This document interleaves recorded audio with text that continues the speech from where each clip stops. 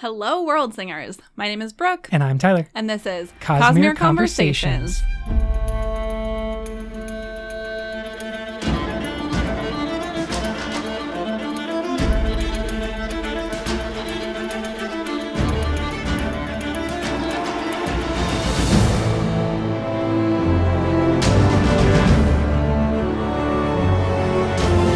Welcome back, everyone. We are once again just waiting for Rhythm of War to come out.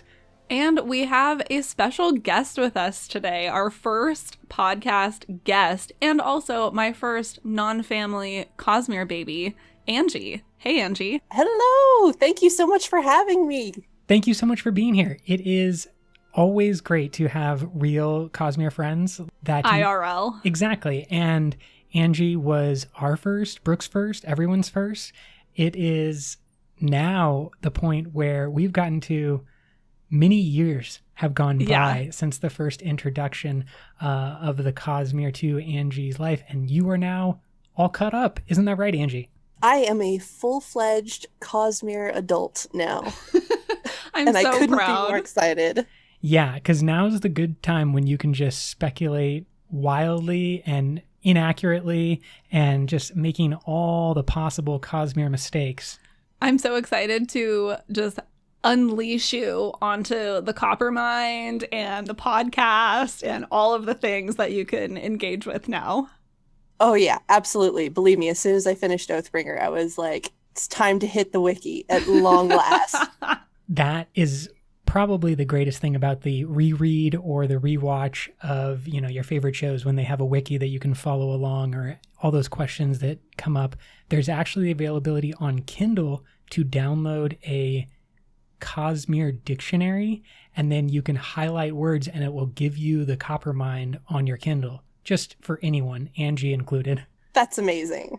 Technology. It's pretty dang cool. And we want to start everyone out there. We are obviously trying something new here with inviting a guest. And if the audio quality is not up to your standards, that is so sad. And we feel really bad for you. However, for everyone else who's here for the conversation, thanks. That's my one caveat on this whole episode. Let's start with a brief Angie introduction. Angie, what is sort of your path to your Cosmere fandom? What other authors, books, fandoms have you been a part of previously? Oh man, probably off the top of my head, I'm probably the biggest in the Lord of the Rings fandom. Oh, nice. Because you give me an extended lore, all that world building, and I will go to town. And that's probably how you roped me into the Cosmere so easily. Perfect. Yeah, I was going to say that's like the perfect groundwork for a Cosmere fan.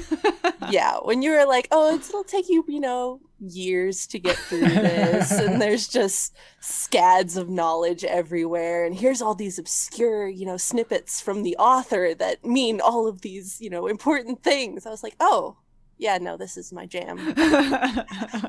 And I think that where Lord of the Rings, obviously, for basically everyone alive, is something that you came to as a fandom had already existed for a while, but it was always in the background. Brandon's Cosmere universe is in the middle of building a huge and massive fandom. It's so cool to yeah, it's like an alive thing. Yes, exactly. Yes. Compared to something that we're either revisiting because of the movies. I know Angie is around the same age as us, so it's, I'm guessing that those movies may have been part of the initial offering of Lord of the Rings, or were you a book first? No, I was definitely movie first, but it has grown since then. That's the wonderful, any way that you can get into a fandom or fantasy story, I think is a cool way to get there.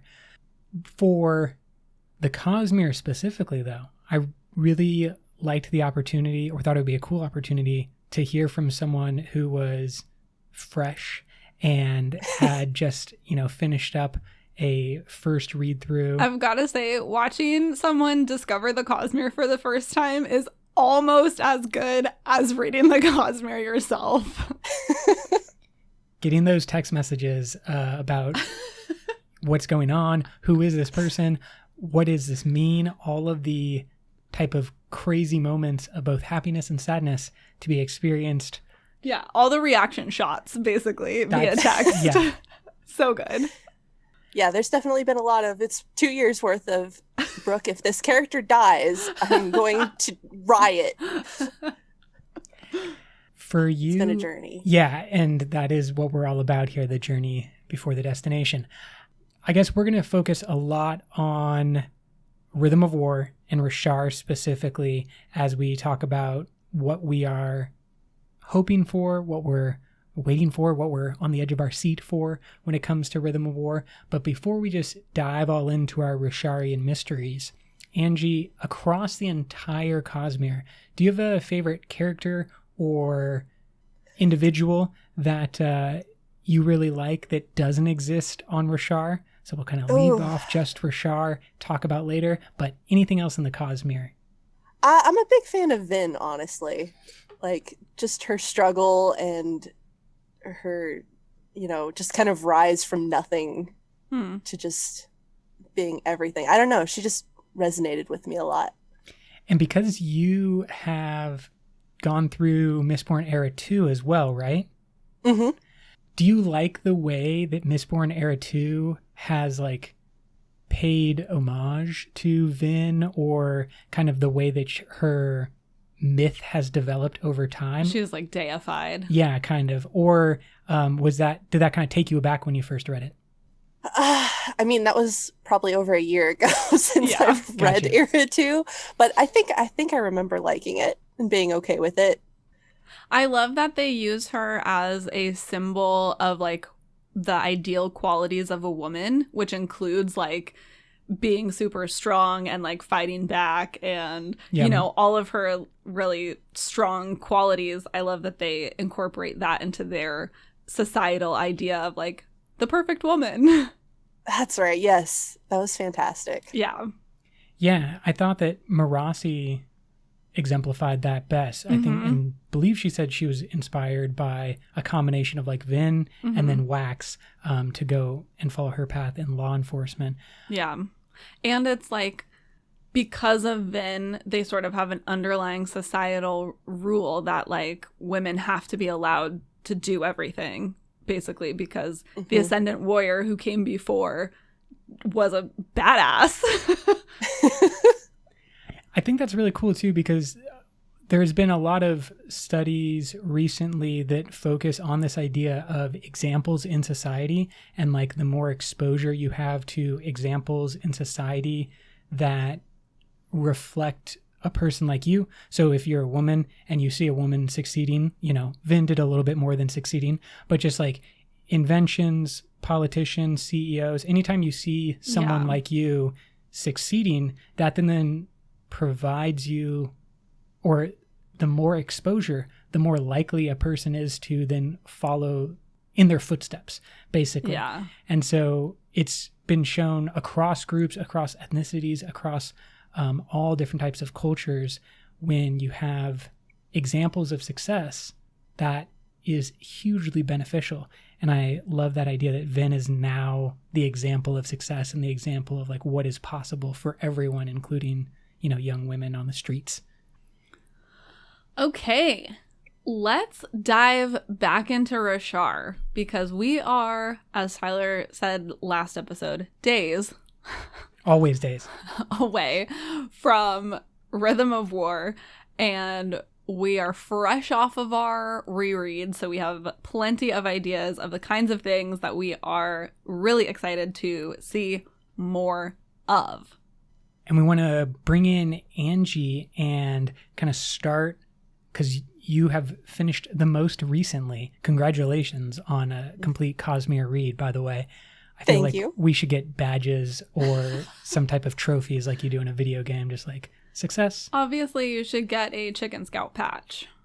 I agree. Either that or an Xbox, achievement, something I can slap on my profiles.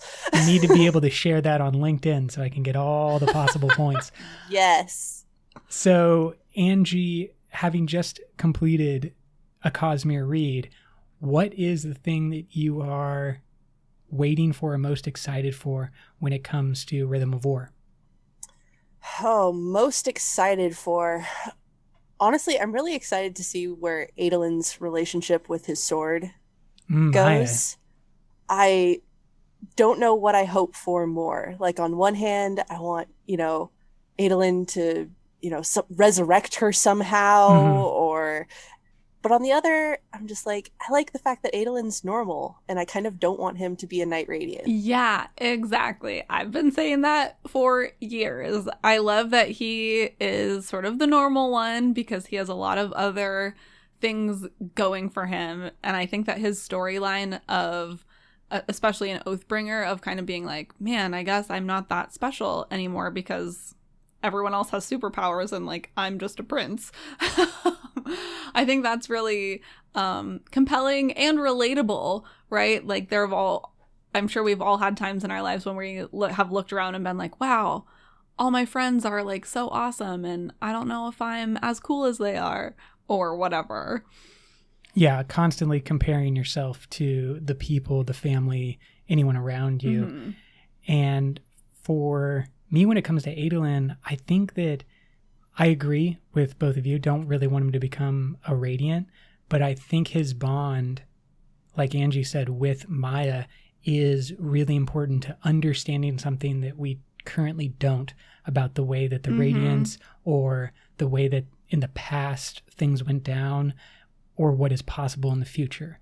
So like maybe he does have the ability to resurrect in some way Maya or reconnect her in some way, but then he still doesn't become a Radiant as we understand them currently.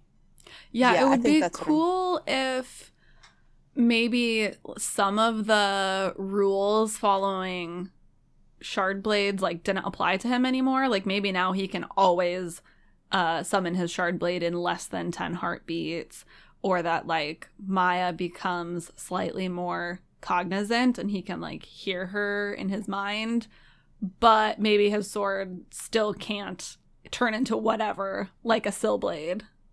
Yeah, locked in its kind of physical state in that way. Yeah. That would, I mean, I don't really know what is possible or what Brandon has like in store for us, but I do think that that relationship with Maya was introduced for a very specific reason. That's what I'm like trusting in Brandon, that he wasn't just doing that to like, oh, this is kind of a cool character or something. Yeah. I think it's got to be a specific purpose. So Maya represents something, and absolutely, it's definitely like one of the key things that I'm excited about that was introduced last book. What about you, Tyler? What are you most excited? Well, I think we know what you're most excited to see in Rhythm of War because you won't stop talking about Yasna being queen. I may have mentioned it once or twice or 1,000 times. I believe it led to this episode, and just to lay everything out on the table, not just Yasna, but all the great things. I was most intrigued last reread by the fact that Yasna had some traumatic event where she was imprisoned or kept away for a while, kind of got like insane asylum vibes. Yeah, it sounds like an insane asylum, and they refer to like Yasna's illness. Mm-hmm. So for me, that is the thing that I missed on multiple reads as being significant, and then just caught on the third or whatever. There's just so much happening. I caught it the first time, but I definitely forgot about it by the time I got to the end of the book. Yeah, I caught it and immediately let it go and then forgot about it. Yeah. That is probably the thing that I have expressed the most. Brooke, what about you? What is what you would like to talk more about and are excited about? I'm actually going to send it over to Angie because Angie has some thoughts about Queen Yasna. Oh, okay. I have many thoughts about Queen Yasna. Like, I'm slightly concerned, not really, because I know Brandon is amazing and I'm sure he wouldn't do this to us. But the fact that Amaram is dead makes me a little scared that Yasna's past is going to get dropped off, because I got the vibe that he was involved with it. Oh.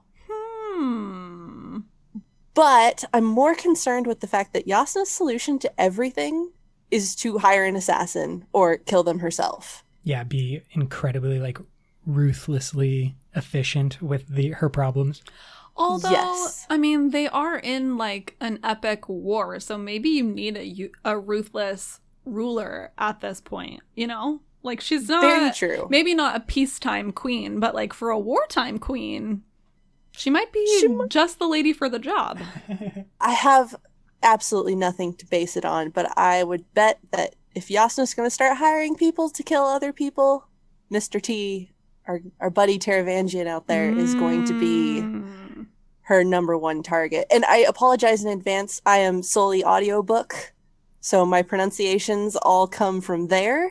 Well, we're big fans of the readings. I can't even say their name correctly, but Michael and Kate Redding. There it is. They're both amazing. And I'm pretty sure they get pronunciation guides. So you probably have more correct pronunciation than we do, because we do like a hybrid audiobook, regular Kindle book. Yeah, Oh, cool.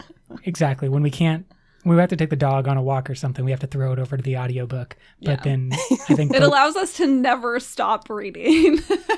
which is our goal. And it's how we get through the pandemics.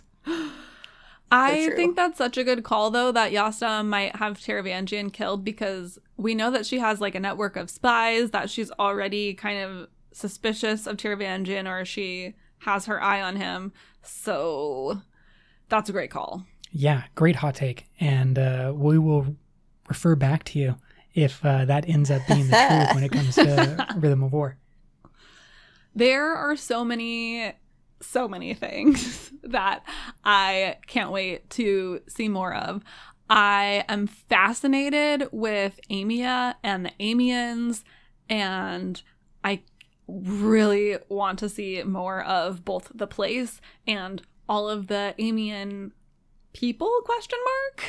Don't know if they're actually people, but entities. Yeah, all of the Amian entities and more about them, and like what the history is. Why was it Scourge? What is like the history of soulcasters there? What's going on there now? Because it's all like protected and shrouded, and like what mysteries are on Amia?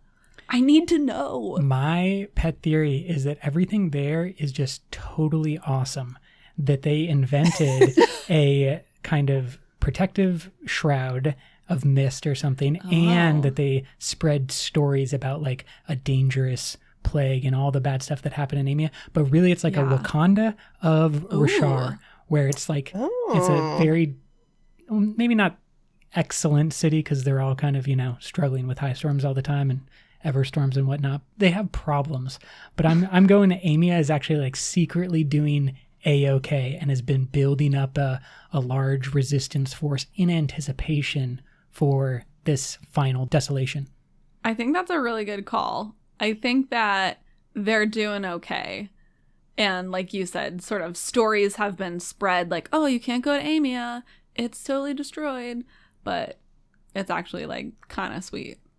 That'd be really cool. I kind of hope it plays out like that. Well, because if you imagine Soulcasters, the actual mechanical device, not someone like Yasna, but the Artifabrians could be basically having like a great renaissance in Amia.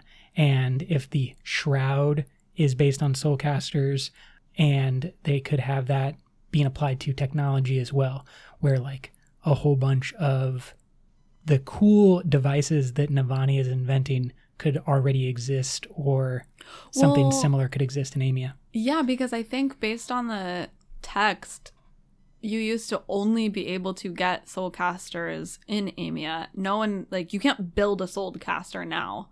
All the soulcasters in existence were already made and like obtained. Yeah. Amia is like the birthplace-ish of Fabrials. So like why and how and what and like wow. Thanks, Chidi. My Wakanda call is basically what Amia is. Yeah. That's the new name for it. Everyone's welcome to use that. And we know from Brandon, from our Words of Brandon podcast episode that we just did, there's going to be a lot more about the Fabrial science in Rhythm of War, which I can't wait for. Let's go back to Angie. This question that's hanging over all of us. Who is Brandon going to kill next? After the death of King Elhokar, it seems like many people are on the chopping block. Anybody could be the next person. I definitely, I don't want it to be a main character, but I feel that could definitely be, where we're headed. I'm hoping, quote, for more of a secondary character. I'm getting kind of some vibes that it might be Teft, as much as I don't want it to be.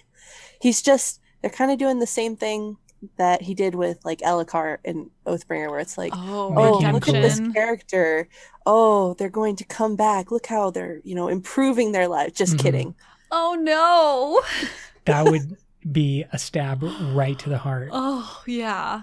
I think that Dalinar is gonna die by the end of book 5. I think. And I kind of see it as a possible Sean Bean character, or why don't I use his real name? Ned Stark in Game of Thrones, where his real name is his character name. Yeah, exactly. That makes sense. Everyone listening to the podcast understood exactly what they're don't say Sean Bean. When Ned Stark is set up as your main figure, very similar in many ways to Dalinar, what if they both go out? Not at the first book, obviously, but in this first series of books, Dalinar goes out towards the end of either book 4 or in book 5. Yeah, because Dalinar obviously is one of the older characters in the books, and you kind of have all of these young characters coming up, and especially for a series that's going to cover so much time and the time gap in between the two parts of the Stormlight Archive. I just think he's got to die so that there's room for more character growth for all of those younger characters to kind of come up, take control, figure out their place in, the world without all of the adults, because they're the adults now. That is so true. I'm a little afraid now that you've brought up that Dalinar could be the one to go, that this could be a Dumbledore situation where he's ripped away a book early. No. And that leaves, Kaladin, I would assume, to maybe step up. It could be Yasna too, but she's got, Alethkar to worry about now. Yeah, I would maybe even suggest, if we're just fully playing this theory out, that Navani steps up, but not with the Stormfather, and instead bonds the sibling so that they're bondsmith? Yeah, that she can become a bondsmith. But again, that's just to fully play out the theory. Well, I love wildly speculating. Yeah. That's another thing that I really hope that we get more of in Rhythm of War, the sibling. Because again, what, how, why, huh? Who? Yeah, everything. Let's go to everyone's favorite not a dragon ? Ooh, yes, Cheery Cheery. Either in Dawnshard or in Rhythm of War or both. I would really love if we can pinpoint if Cheery Cheery is actually a dragon, per my theory. Because we know the dragons exist in the Cosmere. Yes. Not just as something that looks like a dragon, but that has been referenced as a dragon. So it's fitting all your Smog-like renderings of what a dragon could be. And they're super old. They're super powerful. As far as we know, they were locked on either Yolen or one of the early planets that Brandon hasn't really written all that much about. But Cheery Cheery definitely has all the markings of a dragon. She has a lot of dragon-like qualities. But just feeds off of Stormlight. And Voidlight. All light. Investiture. Investiture, yeah. Did you catch that, Angie? I mean... She's like, I read it. Yeah, I read it. There was a lot going on at the end of the book. Yeah, I don't know if you remember. Yeah. Yep. A second read will be good. Take it from us. I never even fathomed the possibility that Cheery Cheery could be a dragon. She's just sort of like a little crab beetle thing in my brain right now. Sure. Yeah. But I'm all for dragons. The more dragons we have in things, the better. When you read it again, just keep that in your brain. Definitely. And at least as of right now, that Dawn Shard copy has not made its way to our awaiting Kindle. So Not yet. there might be a Dawn Shard episode before Rhythm of War. There might not. And there might, we'll just have to keep waiting. Yeah, fingers are crossed. Tyler, what else are you looking forward to besides Yasna? You can't talk about Yasna anymore. Let's expand it slightly outward. Just slightly. And look at the Knights Radiant, because I think we have been following these characters and kind of seeing how they develop their powers. But in book 4, certainly in book 5, we are going to have more like full orders of Knights Radiant, possibly with many members in each order. And so there could be a competing Windrunner faction to Kaladin. Probably unlikely, but there probably is likely that there is a competing faction for influence and power, another one of the orders. Maybe that's the Dustbringers. That's the vibe I kind of got from Malada currently, that she is setting up the potential to be like a adversary to our main crew in some ways. But I'm basically just wondering, like, how all these different Radiant orders will work, how different people will work in them. The Windrunners are definitely more militaristic, but are some other orders just going to be kind of like laissez-faire with things? They'll just be like, hey man, you be you, you chill, do whatever you want. So that's kind of what I'm excited to see. Go ahead, Angie. Oh, I was just saying, eat some pancakes. Exactly.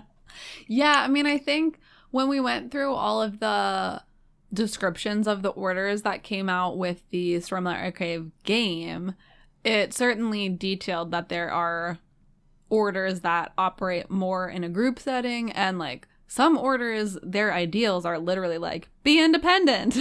So I don't think they're going to be banding up in groups anytime soon. And then how will that play out?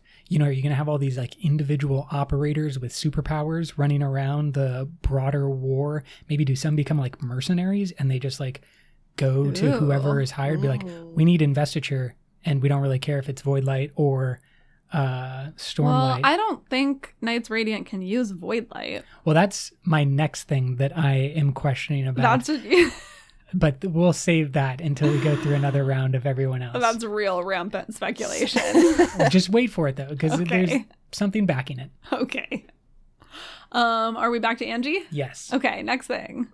Angie, what do you think about Venli? Oh, this is perfect. This is exactly what I was going to ask. So you got some Venli thoughts and queries. What are they? I have no idea where Venli's going. I mean, she's a Knights Radiant now? Yeah. Yeah. I mean, she is both a Surge Binder and a Void Binder? Sure. Yeah. Yeah. Apparently you can do both.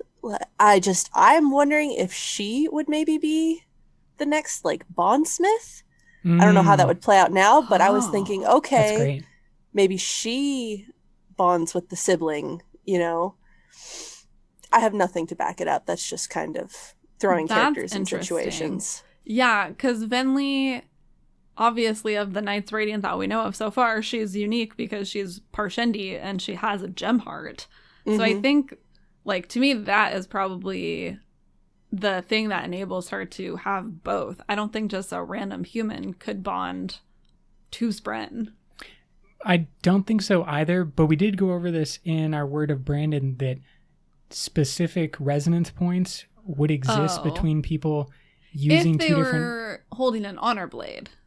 Yes, but I just see resonance points as special manifestations of power that exist between two other powers. Mm-hmm. And so if Venli is both a Voidbinder and a Surge Binder, then in betwixt those two things, I just try to get in betwixt into as many conversations as possible. But in between those two things, there should be a uniquely Venli resonance point. But I wonder if it actually works like that, or if it's like an on-off switch. If she's either light or dark, and like, can she access the Void Spren like without being completely taken over? or if she accesses the void sprint at all, does she immediately like come under Odium's power? I believe that one of the things that was mentioned very briefly or slightly is that there was a little bit of like control that the light sprint had over the void sprint. It kind of like imprisons it. Kind of. Yeah. Or so it seems like maybe the light sprint like holds back the void sprint in the gem heart. And the question is, can Venli then access those things simultaneously or independently? I think it's definitely an interesting question and plays back into what I was asking about before or talking about before, is like, this is where all the crazy stuff can happen, like in Mistborn Era 2, where you can just start getting combinations that you don't quite understand or didn't realize could exist. And then what becomes possible is, you know, space flight or something like that. And I think this kind of speaks to your question, or like something you're looking forward to, Tyler, about will any of our existing Knights Radiant swear their fifth ideal? And I'm kind of thinking no. I think we're going to see a much slower progression of Knights Radiant through their ideals, and just like more development of where they are right now, in addition to more development of like the world in general, politically and socially. Yeah, I think that question, because it's important to remember that Nail says not many of the Skybreakers swear their fifth ideal. And if we carry that across many of the other orders, it's just a rarity to swear a fifth ideal. I could see a lot of people topping out, but then I, in a way, could see, you know, a character like Dalinar maybe advancing very quickly to a fifth ideal state, maybe right before a sacrifice, or like setting up a sacrifice or something like that. Don't say that.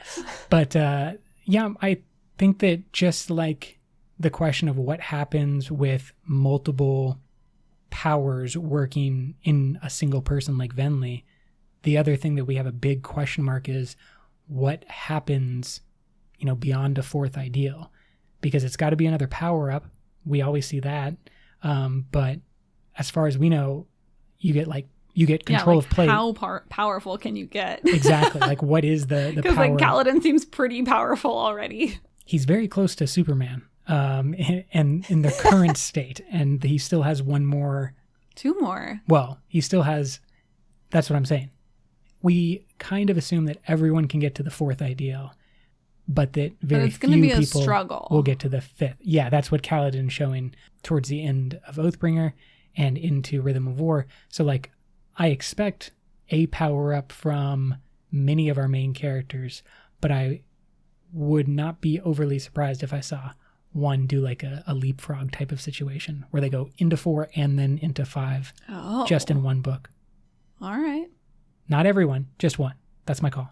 Well, on the Kaladin train, I am very interested to see if he gets a love interest, because like at the end of Oathbringer, where Syl is kind of like, you know, you could like open up your heart to people and find a nice girl. I kind of feel like, Kaladin, you've come so far. Like you could take the next step and get a nice lady friend or man friend, maybe. I think he's into ladies though. He had previous relationships with a female. That's true. We know that for certain. What do you think about this, Angie? Love interest for Kaladin? Well, I saw my absolute favorite comment that I've ever seen online the other day, and it was that Tara from Kaladin's past is actually our main man, Taravangian. There it is. The real deep holes. But as much as I would die if that happened, it would be absolutely incredible. I don't know. I could see the actual Tara coming back. Oh. Or interacting somehow. Maybe she dies, because that just seems Kaladin's everyone's favorite punching bag. I don't know. Part of me feels like Vale might come out and kind of do some self-sabotage wedding shenanigans. Interesting. We've seen that, you know, Shallan's not great at controlling her multiple personalities. And, you know, right now, sure, everyone's, you know, she's explained that, hey, Adolin is the one we're going with. And they agree but we've also seen how, that's turned out for her in the past. Yeah, I'm very interested to see how Shallan's storyline develops. I have so many questions about what is going on with her and like how she moves forward from where she ends in Oathbringer, both like in her relationship with Adolin, also just like she's undertaken so many endeavors already. Like she's The Ghost a Bloods, spy, yeah. the Ghost Bloods, her brothers are back, but also like at some point she was a scholar and she seemed to like it. So like, is she gonna go back to that? And she's got her art. She's hanging out with Sabariel and like doing his camp running stuff. Well, I'm sure she's not doing that anymore because she's like wifey to Adolin. I think she just has a whole bunch of balls that she's been juggling for these last books. And it's going to be a huge question of like, how do all of those things get resolved? Yeah. She's got some work to do. Long to-do list for sure. Yeah. As far as Kaladin goes, I think he is in an interesting position, but I don't think that personal relationship satisfaction is in his future. I would not bet on that for our main man. Maybe that's what he needs to help him move on to the next ideal, though. That could be an aspect, and I could kind of see that, or where you're coming from with that thought. But also, on the other end, maybe it's actually like learning to be by himself and like honor his own soul. And like Kaladin, you don't always have to do everything for everyone else. Sometimes you can just do something for you. Kaladin needs to learn some self-care. Maybe that's how he gets to the fourth ideal. I think Brock just needs to take him up to the Horneater Peaks for a spa day and just a hot soak. And that would just soothe a lot, you know? I don't think that's going to go very well because the Horneater Peaks have been taken over. That is true. There's something bad going on the Horneater Peaks. But I wouldn't bet on personal satisfaction for Kaladin. Like Angie said, he's everybody's favorite punching bag at this moment. And I think that's going to be the case in kind of like not to always go back to Game of Thrones or some other book series, just like we always fall back on. However, there's like a Jon Snow-esque aspect to him of just like, he's a little bit one note because everything around him, or you're like following him on the journey. And so I could see development. What I'm saying. I'm hoping for some character development. He's already come quite far. It could totally happen. I'm not saying it won't happen. My bet would be on he gets a little bit more like connected to the group and the soldiers that are becoming not Bridge 4, but the Windrunners. And he just kind of shines in that role rather than having some personal satisfaction. Boring. I know. It's not the most exciting of things, but we have Shallan with literally 3 competing Shallan versions has of herself. all the drama. Yeah. I guess that is enough for one series. It would actually be funny to see a Yasna relationship, because we know how quickly she shut down Amaran. No, Yasna doesn't need any relationships. But a political relationship seems like it would be beneficial. She could definitely do a political relationship. I would not be surprised if she had some kind of arranged marriage. Yeah, I could see that. I can and I can't. Like, I could definitely see Yasna being like, well, I'm queen now, so how about we're just, political allies and let's just roll like that. We don't need to be married. Yeah, true. And I kind of hope that she stays single. She's owning that. She's great. Yeah, she's just like, I don't need any man or woman. I got this.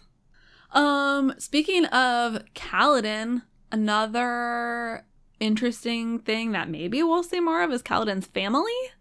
The last time we left them, he's got a little brother. A little baby. A little baby.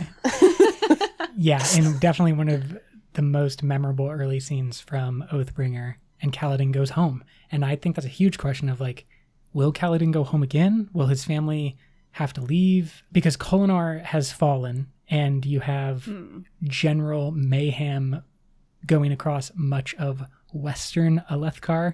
And so maybe his parents need to get out of there. He already tried to get them out, though. I know, but now they could be forced out, whereas before it was like, we can manage, and now they can't. I don't know. I could see both nothing ever happening with Kaladin's family. Yeah. And that they continue to play a role in his life. What do you think, Angie? I kind of like the idea that he's going to go back, and I think his dad might die, and that maybe that kind of brings him to swear the fourth ideal. Like, his dad kind of sacrifices himself, maybe, and Kaladin's forced to kind of abandon him in order to save his sibling. Ooh. And that kind of brings about the fourth ideal. Interesting call. I like it. Or, you know, they might just kind of be one of those casualty of war. You don't know what happened to them, and he's forced to live with that kind of uncertainty. Because he's already dealt very directly with his brother, like, dying in his arms type of thing, or watching his brother die. If you just kind of get that very different but still emotionally devastating, just like, they're dead now. Yeah, I mean, even, you know, nowadays we are doing so much connection with our family and loved ones via Zoom and like via electronics. And sometimes I think about the days when like we didn't have cell phones, and, you know, your loved ones just walk out the door and you're like, I legitimately have no idea when I'm going to see you. Like, I have no way to contact you once you are out of my sight. Like, who knows what's going on? And what a crazy world that is. I used to call home to my family to come pick me up from like different sports parks and gyms and stuff as a little kid off of, what are those called? Payphones? Is that what they are? Yeah. Payphones. They used to exist. Phone booths. Just around places. Like, but then imagine like even before that, you know, whatever, Revolutionary War time. Okay, well, like, now we're legitimately people just like fall off the face of the earth as far as your brain is concerned, you know? That's basically what this would be like. His family, he's just like, no clue. They just disappeared. I have no information and no way to like get in contact. Except for that occasional span read that comes out from like the city. Not even them personally, just like a general message. Yeah. Crazy times in Rashar. Speaking of little babies, I'm fascinated to see what happens with Elokar's son.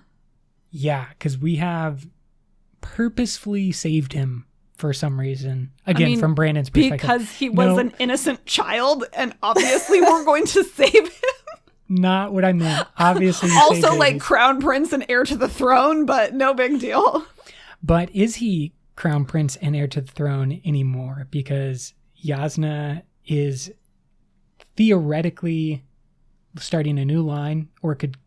Yeah, but this is why I don't think she's going to. I think she's going to be like Queen Elizabeth, just chaste, unmarried queen who is not going to have any children. And then it passes back to... she's just going to like helm the country for a while and be amazing. Queen and then, regent, basically, at for... some point, yeah. Elokar's son. Yeah.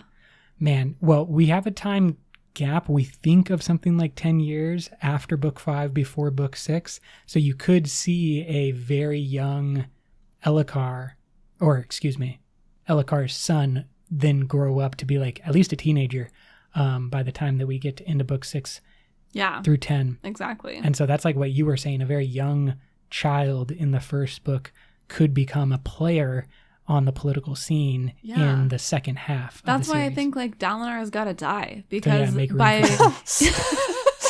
I feel really bad saying that. Just gotta warn me before you say these things. Trigger warning. Trigger warning. Trigger warning.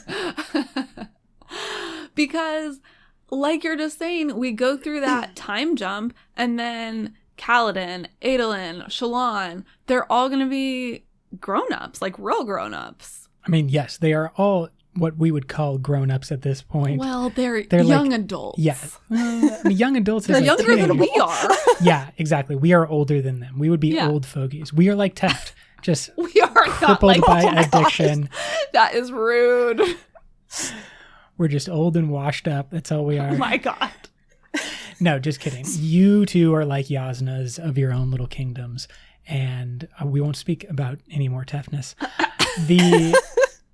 To me, most exciting thing that is at least a potential of Rhythm of War is to see the possible crashing or potential crashing between the actual shards. Left, we have Odium and Cultivation, and Cultivation has been playing very low-key kind of background, definitely like manipulating things. We've talked about that a bunch. But I think Rhythm of War could see maybe a cultivation come out of the corner, just fresh, ready to go, and throw some big time shard punches down in the war. I feel like eventually cultivation has to get more directly involved. Eventually, but I don't think that time is now. Okay, fair because enough. I think cultivation has sort of already chosen her champion, potentially. Oh, Lift? Yeah, Lift. With Nightblood? Yeah. No, not Nightblood. Lift, and then like also kind of Dalinar. Because a theory about Dalinar being quote unquote unity is that he has like pieces of all three shards, or like a connection to all three shards in some way. Well, then maybe the big sacrifice would come from cultivation, where if like Odium is killed and Honor's already dead, then the only one who needs to die is cultivation in order for something new to arise. Oh. Okay. Yeah, so like maybe Dalinar doesn't die, maybe Dalinar actually does ascend. And then he's, doing kind of a harmony thing where he's not the main story but anymore. With whatever the amalgamation of Honor, cultivation, and Odium is. I would love to hear people's like guesses for what that combo would be called.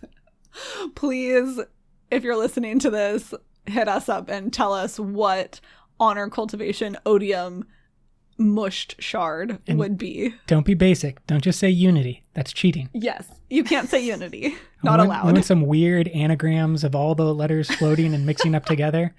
Do that with your brains, people. Angie, why don't you talk to us about Rock and the family that has now come down from the Horneater Peaks, with his seemingly really awesome wife, who just rocked 8 kids or something down the mountain, and to tell him, because like Rock's so interesting, he's got so many things going on. He's actually like way more powerful than he lets on. And what do you think is going to happen with him? He has like some kind of secret where he and his wife were kind of like, did you tell them? No, I didn't. I'm pretending to be not a warrior or something. Yeah, mostly I'm just kind of hoping that we get to see more of that, and hopefully like by extension maybe figure out what's going on at the Horneater Peaks, because they kind of brought them in, and I was like, sweet, finally you're gonna learn about like Rock's past and what actually, who are you though? Yeah. And who then are you? The world and then ended. like, what are you going to become? Because we have our theories about what kind of Night Radiant Rock may become. I don't know if you've listened to those episodes yet, Angie, but what do you think about Rock's future as a Night Radiant? I haven't heard your episodes on that, but I was totally like vibing that he's not going to be a Windrunner. That was also and I our don't vibe. know. I don't know what he would be. So, I mean, hit me with your theories, but I definitely think that he's already a Night Radiant. Possibly. I don't know. I kind of get vibes that he's like, none of this stuff seems to be catching him totally off guard. And he has good relations, or his people have good relationships with the Spren. So maybe like Night Radiant used to come from the Horneaters, and they were like, remember that close connection. No, the Horneaters can see the Spren because they're part Parshendi. But they would also be, okay, so think about that. They're part Just Parshendi. dropping bombs on me here. Oh, sorry. And he's like, what? Well, once you recover from that bomb, that comes from a word of Brandon, just for the record. The idea would be that the people who would most represent an awesome bond with the Spren would also become Knights Radiant, because the Spren would like them. Yeah, I mean, I guess if you consider they're part Parshendi obviously have bonds with Spren, so maybe it's easier for Horneaters to become Knights Radiant because they have some like extra Spren bonding power. Or think about sorry, go ahead, Angie. Do they have like mini gem hearts? That's a good question too. Mini gem hearts, I like that. Interesting. I kind of think about how we've seen in the Shin community, they control all of the honor blades, or at least a bunch of the honor blades, and they used to train people with the honor blades. What if the Horneaters are kind of like that? Maybe they were secret keepers of one of the orders in the past. Maybe like all of one order used to come out of the Horneater community, and they've like kept some of those secrets. And so he has a little bit more knowledge than he's letting on. Because here's our theory, Angie. Rock is a stone ward, or will become one. And that's how he manipulated the tension of the shard bow at the end of Oathbringer. Oh, wow. I'm going to have to like process that for a while, but take that away with you. Get back to me. Yeah, you're going to get like a 2 a.m. text from me screaming about that later. So just stay tuned. Okay.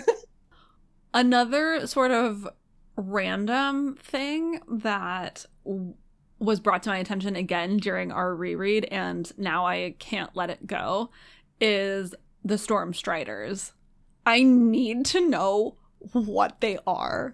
The Stormstriders are a very small thing. They're only mentioned twice in the first 3 books, and each time only with like a single sentence. Kaladin and Dalinar at different points remark upon seeing a like spindly, glowing figure in the high storms, like walking around in the high storm. And the mystery is eating me up inside. It is definitely one of those things that makes me realize how little we know, because everything is getting filtered and delivered to us through a character's experiences. Which is always the way that Brandon Sanderson's books are, which is something that I love about them. But also something that we have to keep in mind, that like we are not getting the unadulterated truth. We are only seeing through a very small lens of the characters, and they can be wrong. They often are wrong. Yeah. In fact, like is one of the big setups is that their characters are wrong and their interpretation of things is wrong. But because where some of the some of the creatures that, come out in the Desolations are based on real things, but others are just kind of like manipulations or, fairy tales, for lack of a better word. I think that the Stormstriders could be a type of thing that was lost because maybe they don't exist. Well, no one ever sees them because no one ever goes out in the high storms. Yeah. But what is it? Like, what is it? I need to know. It would seem like the Stormfather should know and could just tell Dalinar very clearly, like, hey, you remember that time you saw the thing? Well, it's this because I control the storms. But I think that obviously we are having the same experience as the characters. They have so many other things in their minds, like Dalinar saw that once 20 plus years ago, and he's probably completely forgotten about it because like odium and war and everything else. My wife died. Minor details. Yeah. But no, I'm really worried about these Stormstriders. Well, I am. Brooke's the one who's just sitting there, just out on the corner, just screaming. I am the edge dancer. I will remember. I will remember to be worried about the Stormstriders. Bringing it back down to earth, though, Angie, just like Rock has his family, Shallan has her family plop down right at the end, like on her wedding day. I definitely forgot about that storyline completely, and then they show up, and I'm like, oh Same. Yeah, her brother.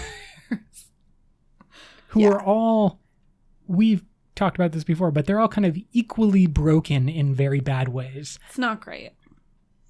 Yeah, the family definitely has a lot of issues. I don't know. I could see them becoming potential Night Radiants.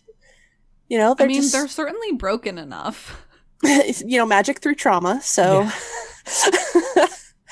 But I'm kind of hoping that they might branch into some of, if that is the path, that they end up going down. I'm kind of hoping they branch into other orders rather than just kind of Lightweavers by proxy. Yeah. Lightweavers by proxy. Great band name, though. That is a pretty good band name. Okay, dibs.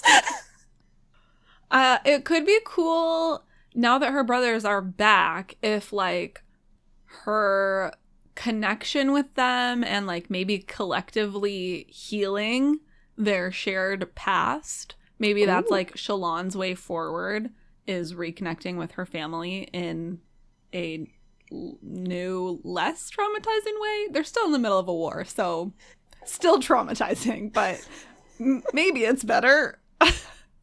Yeah, I would love if she was able to heal herself or progress by healing her family and helping out that family bond. That would seem like a cool way to go that would also ground her in an important way. So she's a little bit less, floaty and kind of more centered. Because I think that's what she's missing right now. Yeah. She's gotten a little, as we said, she threw up all these balls to juggle. Disconnected. Yeah, and now she's flying with the balls. And she's like, we're all spinning around. And I think that something with her family has the potential to ground her back down to earth. Love it.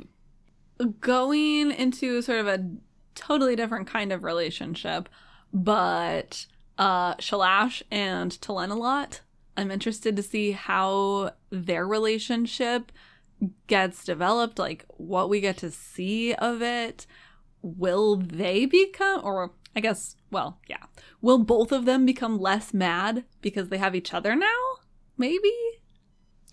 That seems like a potential, like they can... These are our heralds. They're supposed to be protecting us during the desolation and leading the Knights Radiant. I wonder if there is some potential for those two to act as like a beacon for the other heralds to kind of come back and start rebuilding themselves. Yeah, I'm interested because Shalash gets a point of view book in the back half of Stormlight Archive, at least from the current outlines. So I'm assuming that at some point we're going to get more info about all of the heralds and like start seeing more of them, which we already have in Oathbringer. And that would just be super cool. Well, and yeah, Moash and the magic knife that at least killed one of the heralds for real and could potentially kill other heralds, or they have other knives that killed other heralds. I'm like kind of wondering if by the very end of the Stormlight Archive, all of the heralds are dead except for Shalash, and that's why she gets to be the very last one. Yeah, the perspective. Oh. That would be heartbreaking. That would be heartbreaking. I mean, her dad already died, and then Talenalot's probably going to die. Trigger warning. Just breaking me here. That only works if you say it. That's not how those work. We'll fix that in post. We'll put it up top. On the subject of Moash, though, I've seen a lot of people tossing around the idea of a redemption arc for him. What do you guys think about that? This is, in my opinion, a dirty conspiracy theory that has taken hold of the internet in recent months, with people being like, the next book is coming out. Maybe we like Moash now. And I'm just like, shut up, everybody. We have been on the fuck Moash train for a very long time, and I'm not getting off. It is, in my opinion, a example of how 2020 has rotted everyone's brain. We are under too much stress from constant lockdowns. Everyone's just like bored. They're like, what else can I do with my brain? Oh, I'll just switch my opinion about Moash. Now I have something new to engage in. Moash was set, everyone. He was set. We are good on the Moash train. May I remind you, he has a new like Parshendi / fused name. He's not even Moash anymore. He's Vyre, he who quiets. You can't like that person. That person is just a designed antagonist to continue. Maybe he becomes like Odium's champion. That's how far bad he could become before a redemption arc brings Moash back. Oh my god. Make Moash great again.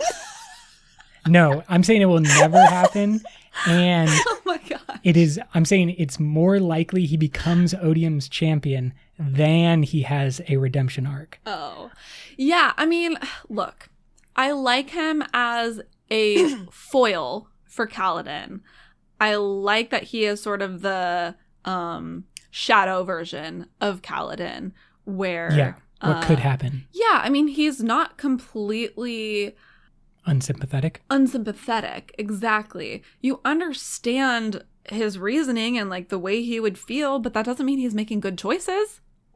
100%. Yeah, I think that's an excellent summary of Moash. We You have can strong good opinions. justification and still make bad decisions. Nailed Angie, it. are you being swayed by the internet No. conspiracy theory crazies?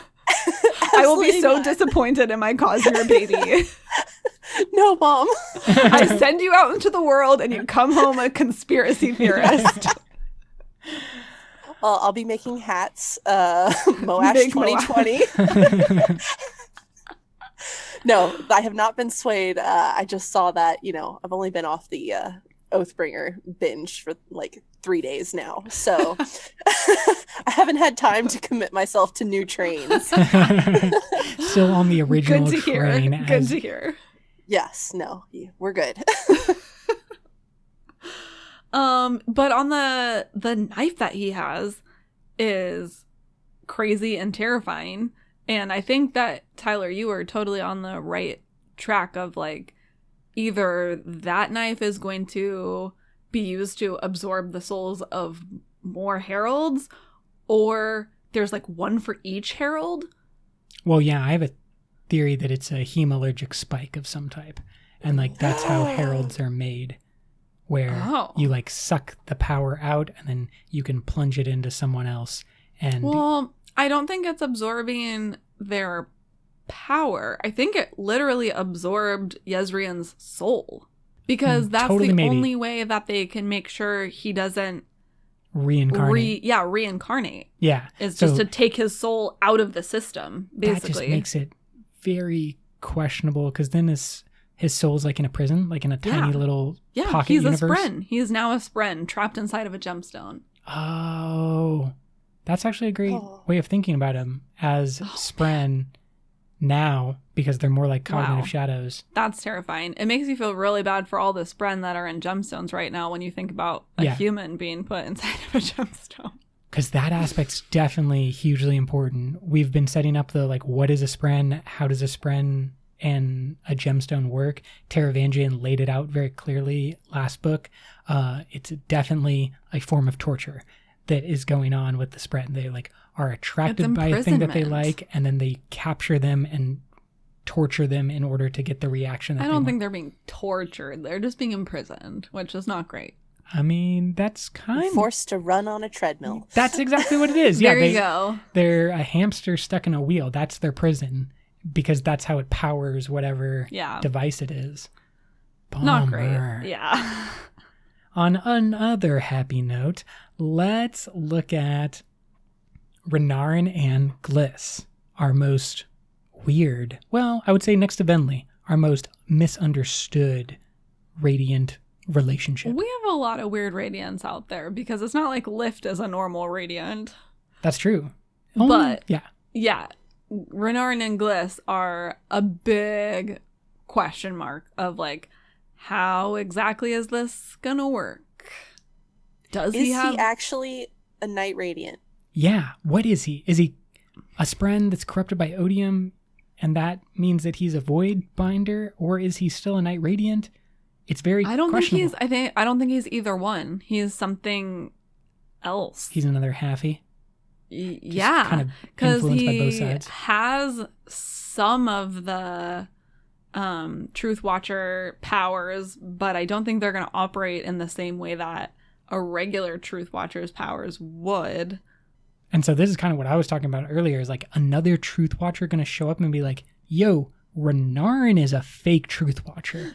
Like, he's describing psychotic episodes. I can see the future totally clearly. Just do this and this and this and this. And then how are people going to react to something like that? A different power source, especially one who says they can see the future.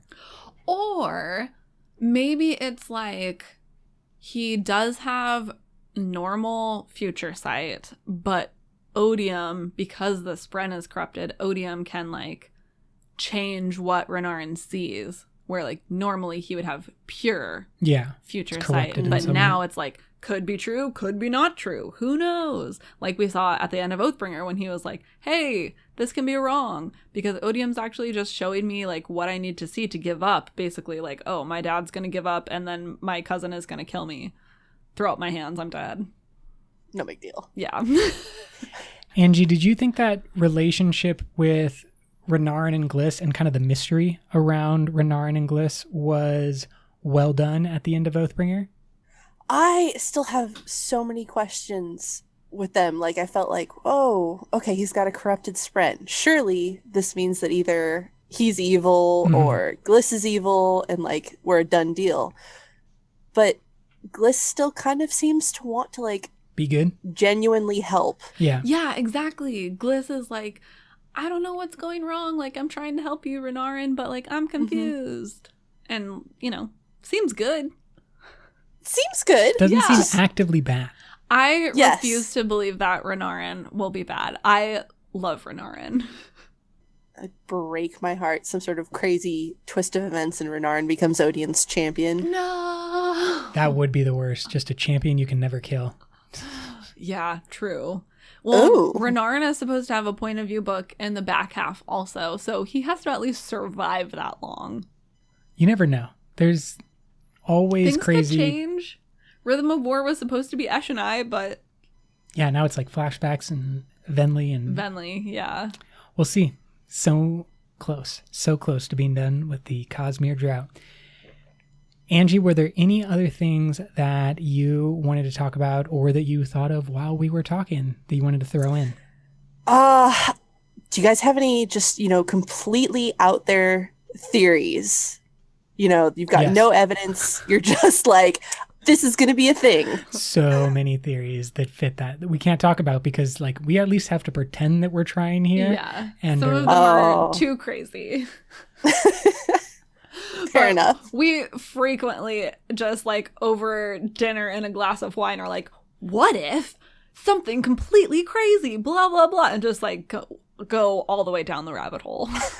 So I will give you one mildly intoxicated theory that I have thrown out some evidence for before. So it's not the most crazy, but I do believe that very, very small organisms, microorganisms, are the most important aspect of investiture moving through the Cosmere. Microorganisms. He's obsessed with microorganisms. Because Brandon is obsessed with microorganisms, and so I'm just following that train. No, he's not. Yeah. He's totally normal, and I'm the crazy one. However, I think that will just continually be in the background and become more and more important over time. That's my wildest theory. My favorite pet theory is that the technology betrayal sort of thing that happens in Six of the Dusk from the ones above is a parallel to Rashar and the Shardplate and Shardblade being left behind so conveniently just to help you out. And then it's actually going to be, like, evil in some way. Ooh. Yeah. What about you, Angie? Do you have any crazy theories? Well, I don't have any, Cosmere level theories like you guys are rocking. No, I'm just holding out for Navani getting pregnant. That would be so cute. I would be really excited for that. I really thought it was going to happen in Oathbringer, but it didn't. But you just know they're not being careful. They're in the middle of a war. You don't know what's going on. There is and I can no protection. 100% see, being like, all of this stuff is going down, and Navani's like, whoops, we're going to have a baby, and now you've got another contender for the throne. And I'm sure she'll, give birth in the middle of a battle, because that's just how things go in novels like this. Yeah. I'm also interested to see if Shalon has a baby, because, she's the most... She's a newlywed. Mm-hmm. That would be... Maybe that's the thing that finally, like, inspires her to get her shit together. She's like, I'm gonna be a mom. Maybe I should, like, figure out this life of mine. Another personality that she could throw on. I hope not. Oh, that poor child. Yeah, exactly. Snapping back and forth between all the different characters. I'm hoping to see a lot more of Navani in this next book, though, because Navani's amazing. That'd be cool. I'd definitely be down for that. Well, we are very close to Rhythm of War coming out. And the excitement is building. Yeah, it's pretty much at the peak. I'm very excited. There may be some other things going on in November that I'm not necessarily excited for, but want to be over. Yeah, once that's over, then we can just channel all of our energy into Rhythm of War. And I think we'll be aided because the rest of the world will also want to be channeling its energy into Rhythm of War. Agree. Angie, thank you so much for being here and sharing all of your cool Cosmere thoughts and having this conversation. Always great to have another Cosmere Conversation partner. Well, thank you guys for, adopting me, bringing me into this little Cosmere world and, being my parents. You've raised me well. Thank you. I appreciate that. I feel like I have done nothing, but it shows. Typical dad. A great Cosmere, fully functional adult at this point. So I'm just at the stage, I got to skip the stage of like raising the child. And instead, I'm just at the point where we're friends. And just be like, just Donkey Doug and Jason over here. Like we're just having a great time. That's a drop for those who will get it. It's wonderful. Until next time, life before death. Strength before weakness. Journey before destination.